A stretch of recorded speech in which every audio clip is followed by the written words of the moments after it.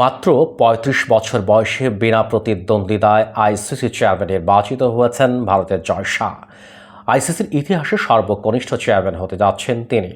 এই মুহূর্তে বিসিসিআইর সেক্রেটারি হিসেবে দায়িত্ব পালন করা জয় আইসিসির দায়িত্ব পালন শুরু করবেন ১ ডিসেম্বর থেকে। ফলে জয় চলে গেলে বিসিসিআইর সেক্রেটারি পদটি শূন্য হয়ে যাবে। ২০০৯ সালে গুজরাটে ক্রিকেট সংগঠক হিসেবে ক্যারিয়ার শুরু করা জয় বিসিসিআইর সেক্রেটারি হিসেবে আছেন ২০১৯ সাল থেকে। ২০২২ সালে এই পদে পুনরায় নির্বাচিত হন তিনি।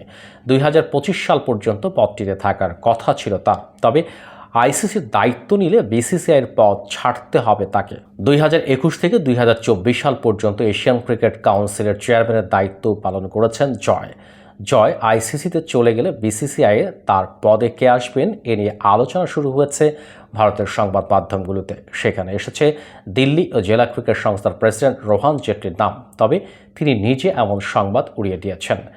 আইসিসির চেয়ারম্যান পদে পঞ্চম ভারতীয় হতে যাচ্ছেন জয়। তার আগে দায়িত্ব পালন করেছেন জাগমোহন ডালমিয়া, শারদ পাওয়ার, এন শ্রীনিবাসন ও শশাঙ্ক মনোহর। ডালমিয়ার আমলে বাংলাদেশ টেস্ট মর্যাদা পেয়েছিল। জয় এবার আইসিসির চেয়ারম্যান হিসেবে দায়িত্ব নেবেন গ্রেগ বার্কলের জায়গায়। ২০২০ সাল থেকে আইসিসির প্রধানের ভূমিকায় ছিলেন নিউজিল্যান্ড কানাডিয়ান বার্কলে।